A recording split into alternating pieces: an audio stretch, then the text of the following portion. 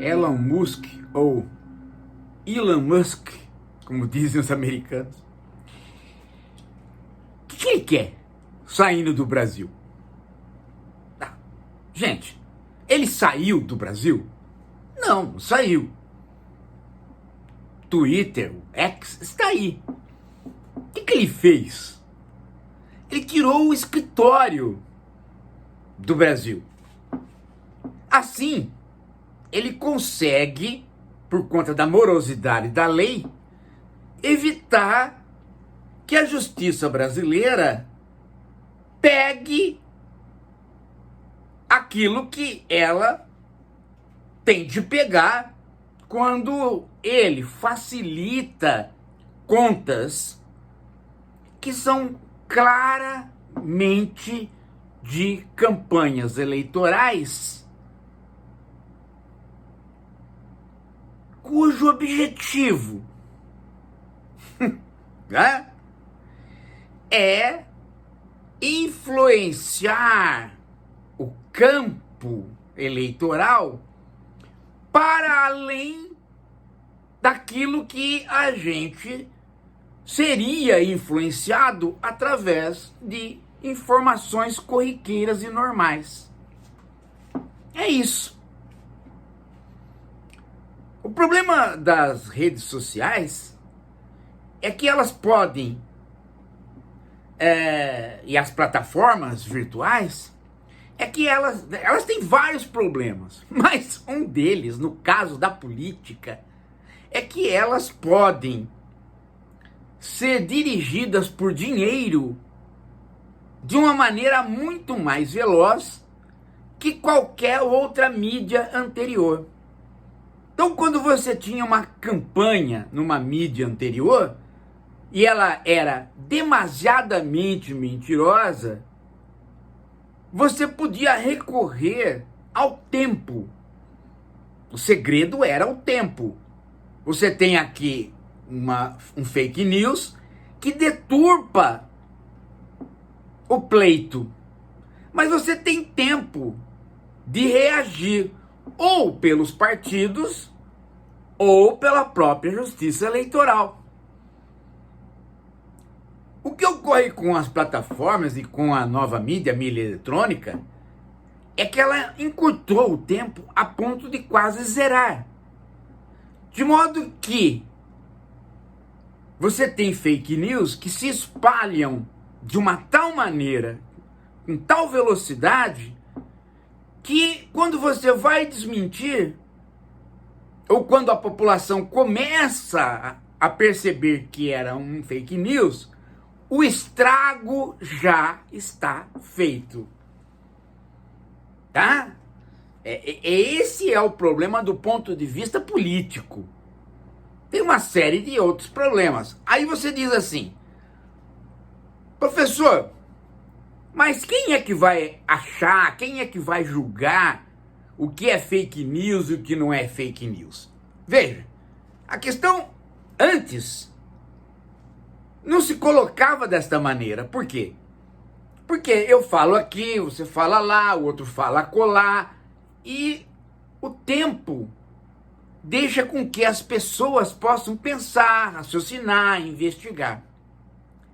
Quando você tem uma mídia que pode ser dirigida pelo dinheiro numa só direção, e ela cria um fake news que quando você vai reagir a ele, as consequências já foram pro beleléu, né? As coisas já foram pro beleléu. Pode acontecer de você tomar decisões coletivas que não são mais democráticas. Ou seja, a manipulação passou a ser alguma coisa muito perigosa efetivamente. Efetivamente. É aquela velha conversa, né? Uma coisa é gritar fogo, está pegando fogo no Palácio do Planalto. Outra coisa é você gritar dentro do cinema, com todas as luzes acesas, fogo, com o cinema lotado. Ali não há tempo para as pessoas pensarem o que está acontecendo, elas só vão correr e vão ser pisoteadas. Então, quem gritou fogo intencionalmente para prejudicar, está cometendo sim um crime. Essa é a questão, gente. Essa é a nova questão. O que o Musk está fazendo? O Musk está simplesmente evitando que a justiça corra para pegá-lo tão veloz quanto ele. Ele sai do país, de modo que a justiça vai entregar um documento para ele, não tem escritório para entregar.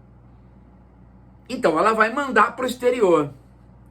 Até chegar lá e ele dizer que ele recebeu no escritório no exterior, ninguém foi responsabilizado, mas aquilo que ele queria que acontecesse, pelo aquilo que ele colocou no Twitter, já aconteceu. Então ele realiza o futuro. Ele ganha na realização do futuro. E com isso ele pode tornar uma eleição viciada, ele pode tornar uma decisão no Congresso viciada, ele pode criar uma situação de indisposição contra as autoridades falsa. E ele pode simplesmente fazer com que a democracia passe a rodar em falso. Até o ponto das pessoas ficarem desacreditadas umas nas outras. Por isso ele retirou. Por isso ele saiu. A maior mentira que ele contou nessa história toda é que ele saiu para proteger os funcionários dele.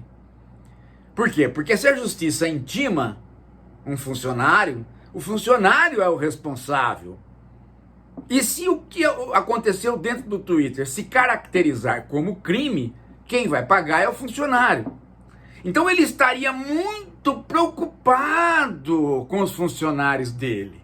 Ele é um patrão que ele só consegue pensar no bem-estar dos funcionários. Por isso ele retirou o escritório. Que bobagem é essa, gente? Ele retirou o escritório simplesmente para competir com a justiça brasileira naquilo que ele já tem vantagem, que é o tempo. Vamos fazer um parênteses aqui, só para explicar para vocês por que nós chegamos nisso. Porque tem muita gente que acha que nós chegamos nisso por conta da tecnologia, né? O mundo moderno. O mundo moderno, a palavra moderno, né, explica tudo. Hoje tem muita tecnologia, a palavra tecnologia explica tudo. É aquela velha historinha que contam para você, né, que o homem está sempre em evolução. E o homem tinha pouca tecnologia e de repente ele tem muita tecnologia.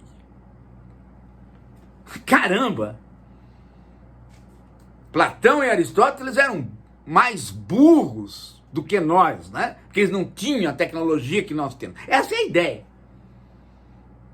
Efetivamente, gente, não é a tecnologia que puxa o mundo.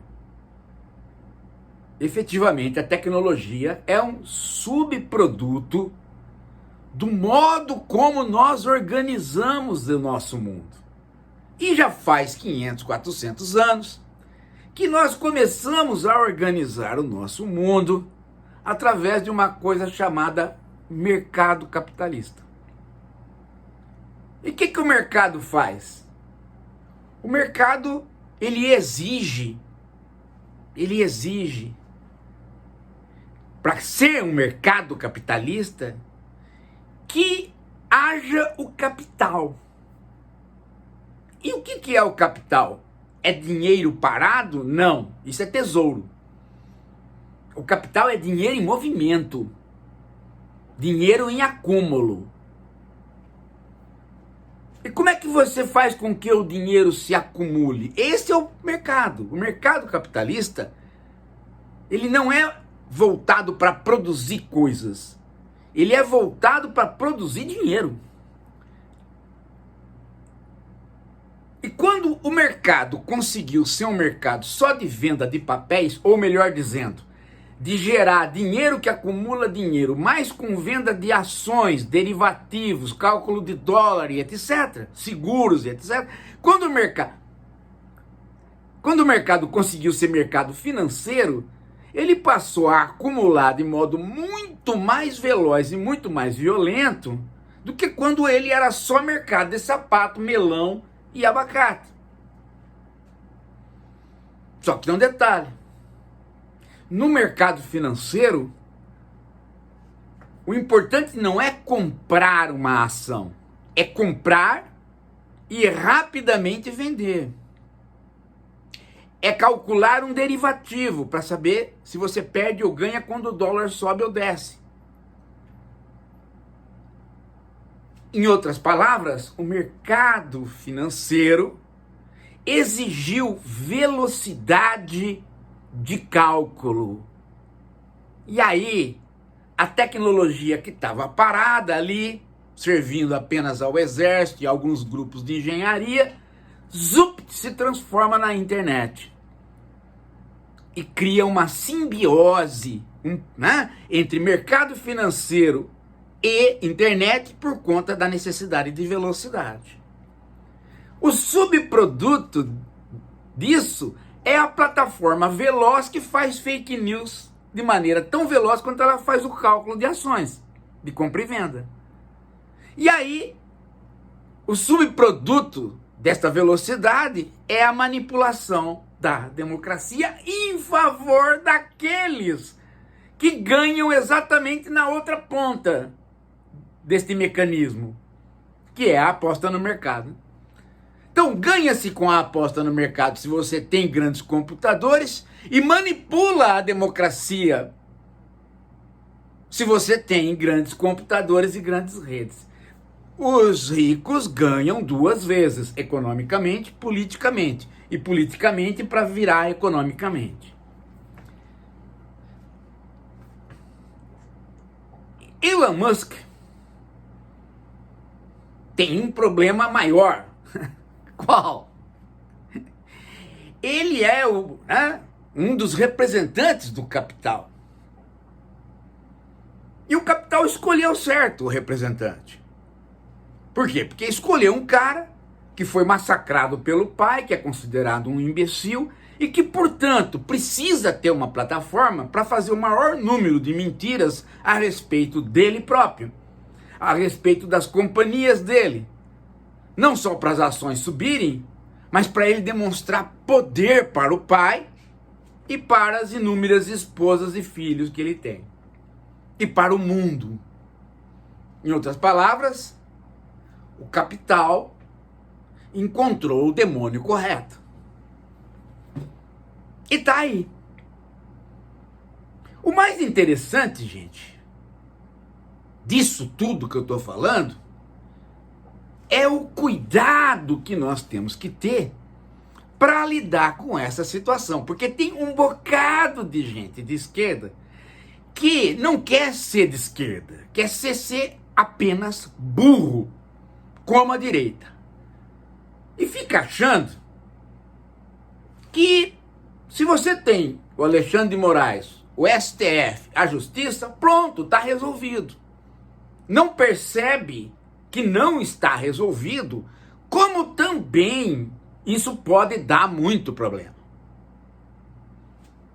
Então, a equação que nós temos que fazer é uma equação, ou melhor dizendo, não é uma equação, são equações. A todo momento, nós vamos ter que estar mensurando como é que a justiça pode ser justa ao correr atrás do Twitter. E como é que o Twitter já é por ele mesmo uma censura à medida que ele direciona todas as suas contas para um objetivo que ninguém desconhece, afinal de contas, foi só o Elon Musk comprar o Twitter e o que ele fez? Ele restaurou a conta do Trump e fez uma entrevista com o Trump. Então ele está deixando muito claro que o Twitter está a serviço da direita. Mas isso não significa que qualquer controle do Twitter vai estar a serviço da democracia ou da esquerda. Pode significar que a gente, ao tentar pegar o demônio, a gente comece a utilizar instrumentos de censura do próprio demônio. E quando a gente acorda, estamos todos nós no inferno. E o tridente enfincado na bunda de quem? Dos mais humildes, dos mais pobres, porque a corda arrebenta do lado mais fraco. Então não é aquele desespero que a gente vê nos canaizinhos por aí, de que todo o poder é o Alexandre de Moraes. Tudo que o Alexandre de Moraes faz está certo. Calma! Então vamos acelerar as leis que regem a internet, porque isso resolve. Meu Deus do céu, gente. Meu Deus do céu. Meu Deus do céu. Primeira coisa, as redes já têm censura. E a censura delas é dos seus proprietários, que já definiram claramente o que eles querem. Uns têm posição muito nítida partidária, outros têm posição partidária menos nítida, mas todos eles estão interessados em algum tipo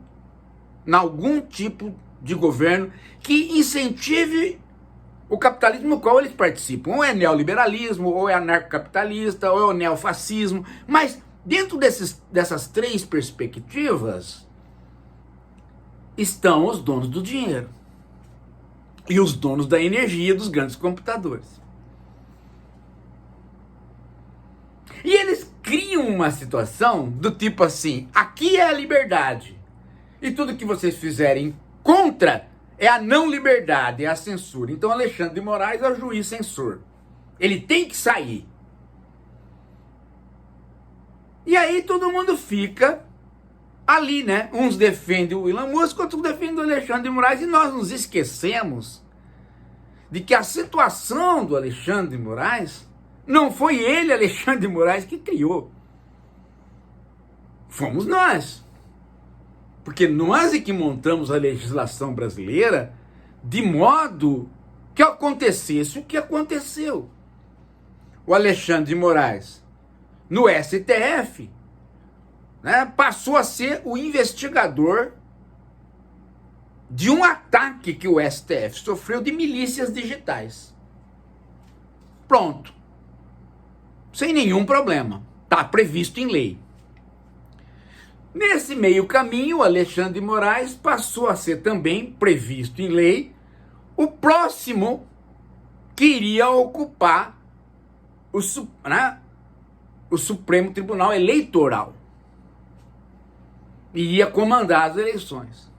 Também previsto em lei. Só que aí, meu amigo, aí aconteceu aquilo que iria acontecer de qualquer maneira, com qualquer um. Ele tinha as informações das milícias digitais e elas estavam atacando o STF.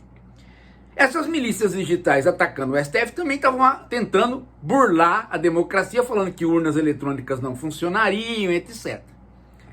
Com essas informações que ele tinha, ele levou essas informações para o Tribunal Eleitoral, e também no próprio Tribunal Eleitoral ele passou, né, a exercer o poder com o caráter investigativo que ele vinha já do STF.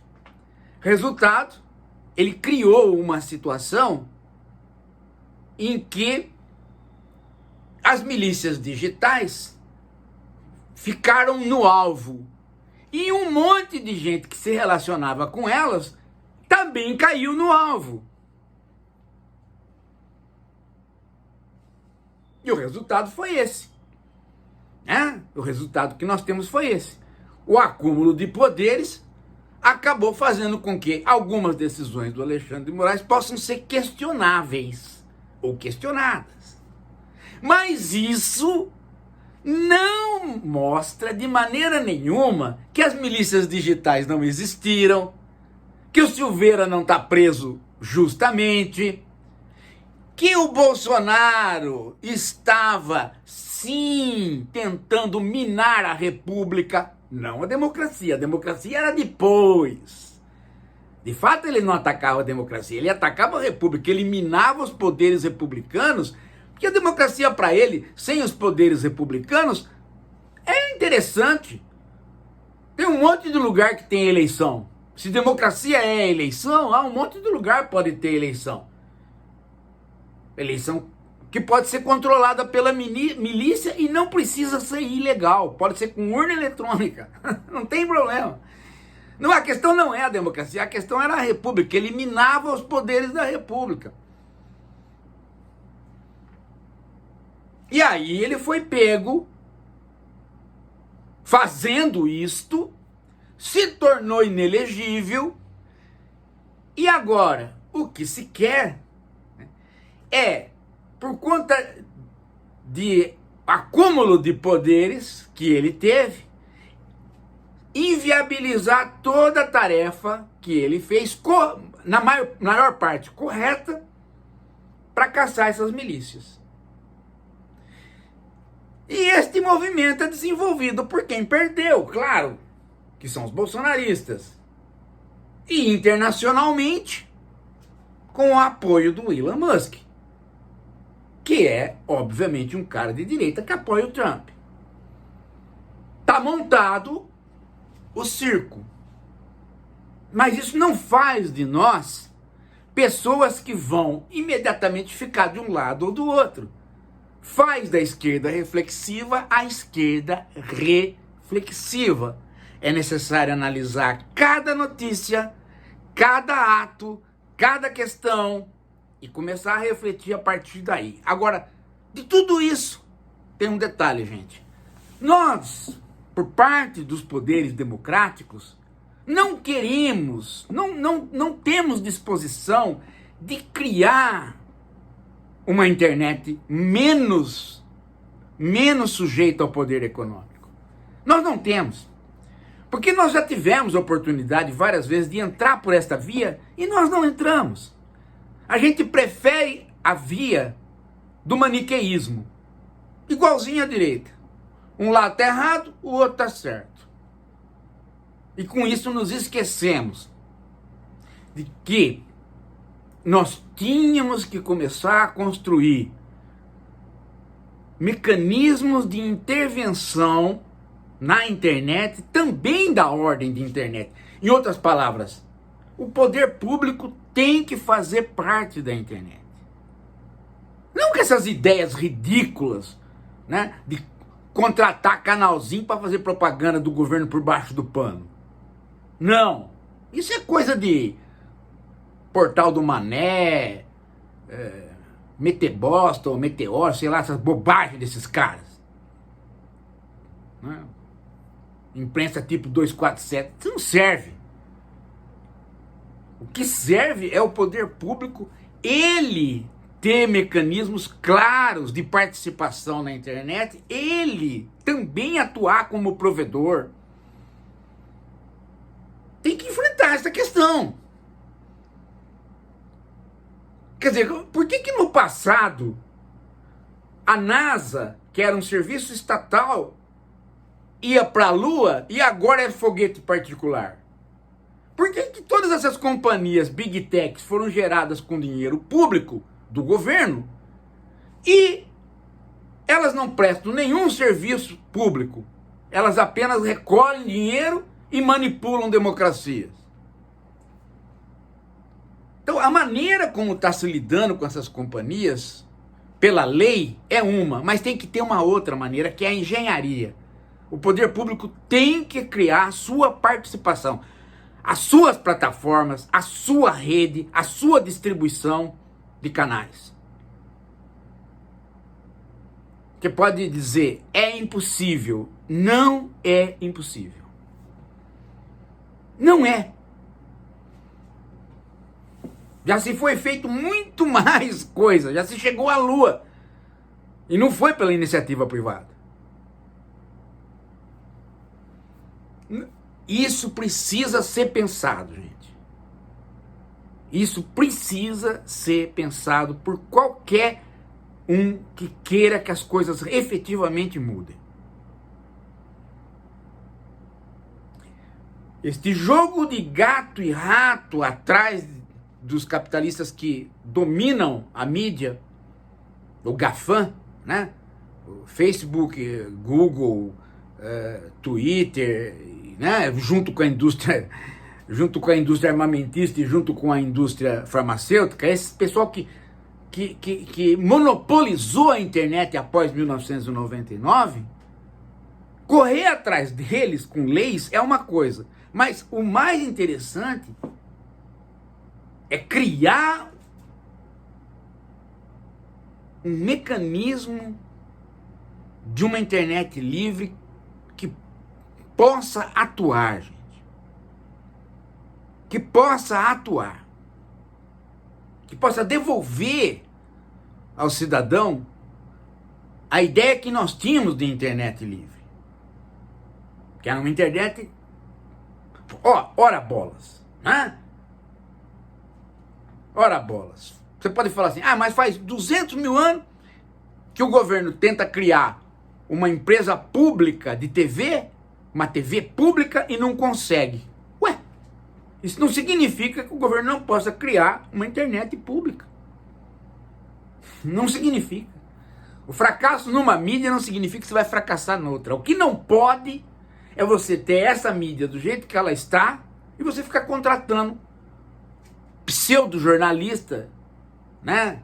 Na sífilis, esses tipos de gente, para ficar fingindo que está fazendo jornalismo e defendendo o governo. Isso não funciona. Isso não deve ser feito. Isso é antidemocrático, é imoral e engorda.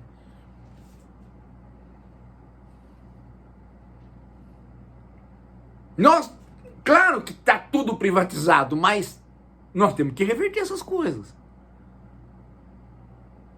Nós temos que reverter essas coisas. É impressionante, gente, que as pessoas fiquem em torno dos efeitos, sem pensar efetivamente nas causas. Faz 20 anos, só faz 20 anos. Então, portanto, não é uma vida... Há 20 anos que começou a monopolização. E, na verdade, faz menos até. Faz uns 15 anos que a monopolização nos caiu como uma bomba, né? Que faz tudo girar em torno de poucas economias, de poucas palavras, de um sistema viciado.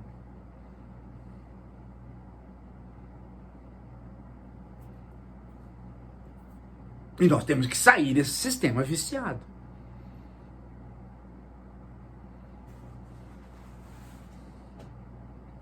Tem que se pensar num novo tipo de internet e no aparato público como alguém que entra na jogada. Porque, na verdade, já entrou. Já entrou. As Big Techs são todas elas funcionam, não porque tem um gênio na garagem que inventou, mas simplesmente porque tem dinheiro público financiando isso daí. É isso, gente.